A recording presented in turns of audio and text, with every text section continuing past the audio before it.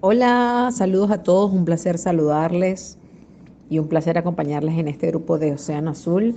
Mi nombre es Tachi Osorio, desde Caracas, Venezuela, psicóloga, enfocada en acompañar a muchas personas a que se conviertan en su propia fan, con atención psicológica a parejas, adultos y jóvenes. Vamos hoy a conversar acerca del TDAH. Este tema sale a raíz de haber culminado el diplomado en neurodiversidad y por ser mamá de un niño con TDAH y con un esposo que ha crecido con un TDAH no diagnosticado. Vamos a disfrutarlo y espero les guste. El trastorno de déficit de atención con hiperactividad es uno de los trastornos del neurodesarrollo que actualmente se diagnostica con frecuencia en las consultas médicas. El DSM-5 de la Asociación Americana de Psiquiatría, publicada en el año 2014, lo define como signos y síntomas que podemos ver en los niños y adolescentes.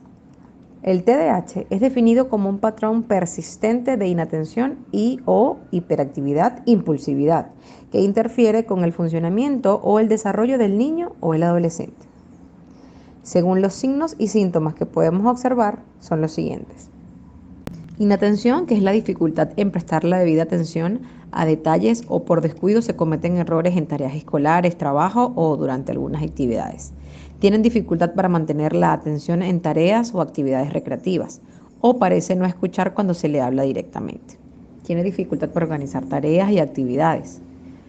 Pierde cosas necesarias para tareas o actividades. Puede olvidarse de las actividades cotidianas. Para este diagnóstico de inatención se requiere de 6 o más de estos síntomas, que deben estar presentes durante al menos 6 meses.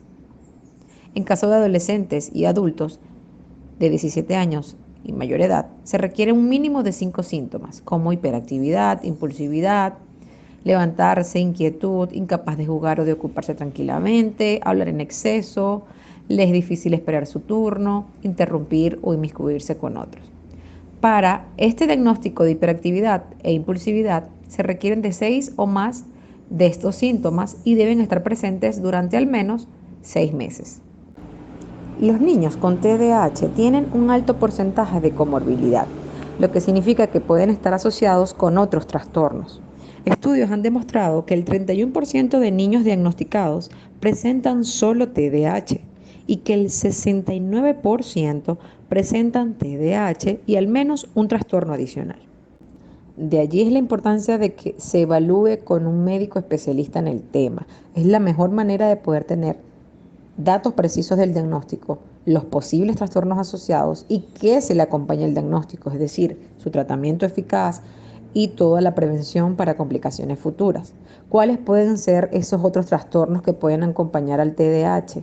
Trastorno negativista desafiante, trastorno de conducta disocial, trastornos de ansiedad, depresión, esto frecuentemente en adultos y adolescentes, trastorno del espectro autista, trastornos del sueño o alguna dificultad de aprendizaje.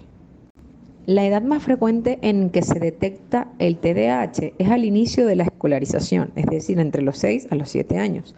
Es en esta edad en que los niños necesitan autorregular su comportamiento para poder estar en clases, entender lo que se les explica, seguir las instrucciones. Las quejas típicas y frecuentes de las maestras son que el niño no puede atender a la clase, interrumpe, se distrae con cualquier cosa, no espera su turno. Entonces comienza quizá esa ansiedad de los padres que luchan porque su hijo sea capaz de estar sentado, no se desespere o no se genere algún tipo de ansiedad al respecto. Y por supuesto está la disciplina y el orden, que es una de las cosas donde más se exige en el sistema educativo, así como el manejo del tiempo, la secuencia y el orden de acontecimientos, el tema de cumplir con las actividades como comer, lavarse las manos, terminar las tareas y ordenar sus cosas, etcétera.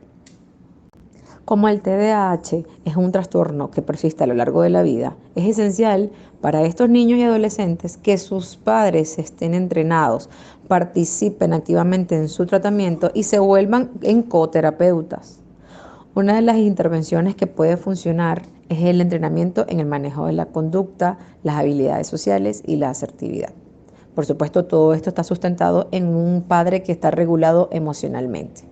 Los niños con TDAH tienen un índice de mayor conflicto con los padres y los hermanos, porque suele haber mucho estrés y ansiedad en la familia.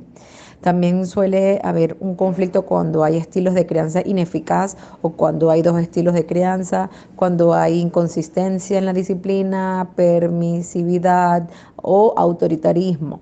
También algunos padres que no están bien informados comienzan a llevar un mal manejo de los comportamientos de su niño, entonces bueno, comienzan a gritar, amenazar o castigar.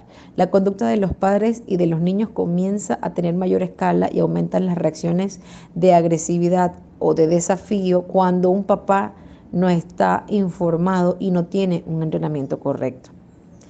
Las dificultades en la crianza de los hijos con TDAH implica un riesgo evolutivo del trastorno, porque pueden relacionarse con el desarrollo de otros trastornos que ya les comenté hace rato. Por lo tanto, el entrenamiento parental en manejo de la conducta y la intervención eficaz es muy importante para prevenir que esto se empeore a largo plazo. Según Russell Berkeley, las funciones ejecutivas implicadas en el TDAH son inhibición, que es la capacidad de detener una conducta; memoria de trabajo no verbal, que es la capacidad de retener imágenes en la cabeza, las mismas que nos permiten ver el pasado y analizar; la memoria del trabajo verbal, que es nuestro diálogo interno, cómo nos hablamos y cómo pensamos; el control emocional, que es la capacidad de inhibir las emociones, moderarlas y razonarlas; la planificación y resolución de problemas, que es la capacidad de concebir varias maneras de hacer algo, evaluarlas y llevar un objetivo; y la automonitorización, que nos permite examinar nuestra conducta y supervisar lo que hacemos. Todo esto tiene relación con las funciones ejecutivas, al mismo tiempo con la flexibilidad mental, que es la capacidad de revisar planes, enfrentar obstáculos; la activación o inicio de tareas, que es la capacidad de iniciar proyectos, hacerlos de una manera eficiente, oportuna y culminarlos.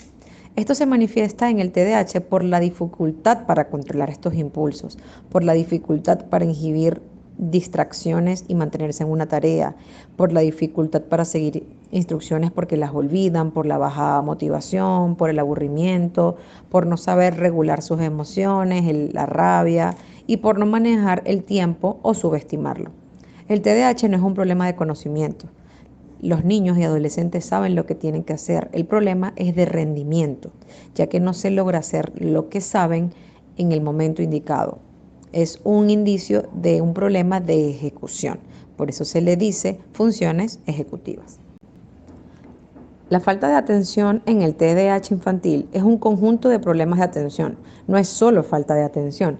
Los niños pueden estar muy concentrados en una cosa que no pueden prestar atención a otra, o es posible que no puedan decidir en qué concentrarse.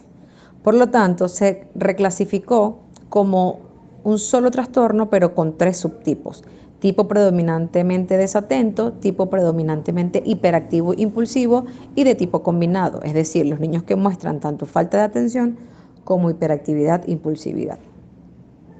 La presentación predominante desatenta es para niños con déficit de atención, pero sin problemas de hiperactividad. Y el diagnóstico de presentación predominante hiperactiva impulsiva se utiliza para niños hiperactivos que pueden ser impulsivos. Y la de tipo combinado es para niños con conductas de falta de atención e hiperactividad impulsivas. Los adolescentes y los adultos pueden superar estos síntomas. Si es así, se les diagnostica que están en remisión parcial. Esto refleja la nueva visión de que las personas no superan este trastorno con la edad, pero pueden aprender a compensar los síntomas para que no sean incapacitantes. Mi hijo tiene TDAH y ahora ¿qué sigue? Cuando un padre o una madre recibe el diagnóstico del TDAH suele pasar por diferentes tipos de reacciones.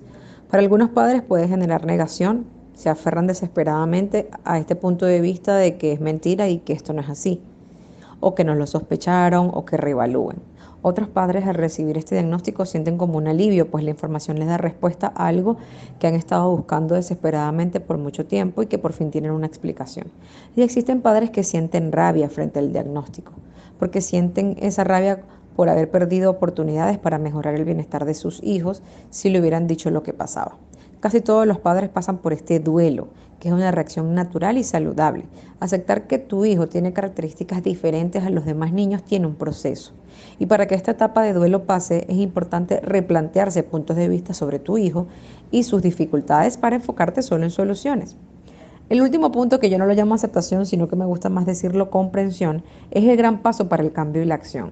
Porque cuando tú entiendes lo que tu hijo puede llegar a ser, perdón, y puede que quizás nunca sea, te llevará a tener tranquilidad. Sentirás como que si se hubiera levantado una nube, puedes tener mayor tranquilidad, se despeja el panorama, porque entonces puedes ocuparte.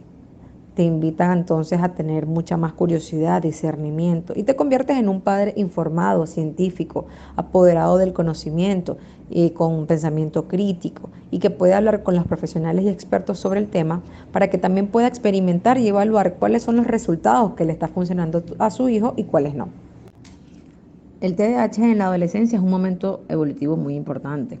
Se sabe que casi el 50% de niños con TDAH necesitarán aún una atención clínica cuando se conviertan en adolescentes, debido a los problemas relacionados con el trastorno. Pueden aparecer problemas de ansiedad, depresión, procrastinación, consumos de sustancias tóxicas, de adicciones, conductas disociales. ¿Cómo se puede mejorar la relación con un adolescente? Comprendiendo nuevamente el trastorno y el impacto que va a tener, dedicar tiempo, comunicación, hacer una lista de cosas que le interesen a tu adolescente, motivarlo, prestar atención positiva, utilizando elogios, enseñar a lo solucionar problemas, establecer reglas bien definidas en casas y fuera de ella, mantener las conductas emocionales con calma, modelando la autorregulación, el autocontrol y por supuesto mantener sus terapias con ayuda profesional, manteniendo el sentido del humor ante todo. Diversas investigaciones demuestran que los niños con TDAH que llegan a ser exitosos en la vida adulta es porque tienen un coeficiente intelectual promedio o superior y han recibido educación.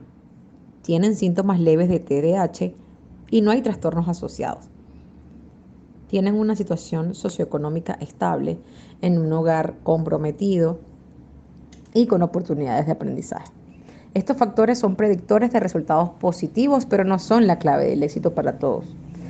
Tener padres que son defensores activos de sus hijos, reconocer que este hijo requiere apoyo adicional y enfocarse en el entusiasmo de las fortalezas de su hijo será un factor mucho más importante para el éxito. El TDAH no es un regalo, al contrario, puede llevar una esperanza de vida bien desafiante. El TDAH es también un riesgo muchas veces cuando no está gestionado de la mejor forma. Los síntomas del TDAH interactúan con talentos y fortalezas de las personas que si cuentan con un entorno familiar positivo puede llegar al éxito. Un adulto significativo en una vida que apoyó y fue un padre fundamental le va a brindar calma y funcionalidad dentro de la vida de ese niño que tiene TDAH y que a lo largo de su vida fue atendido. Caso distinto cuando una persona se vuelve adulta y no fue diagnosticada. Hoy día se considera que el TDAH puede ser el trastorno no diagnosticado más común en los adultos. La prevalencia en adultos se sitúa en torno al 4,4% de 2 a 3 de los niños con TDAH continúan con síntomas en la edad adulta, lo que puede evolucionar a presentarse con síntomas residuales, persistir con limitación funcional, presencia de otros trastornos y existencia o no de la hiperactividad.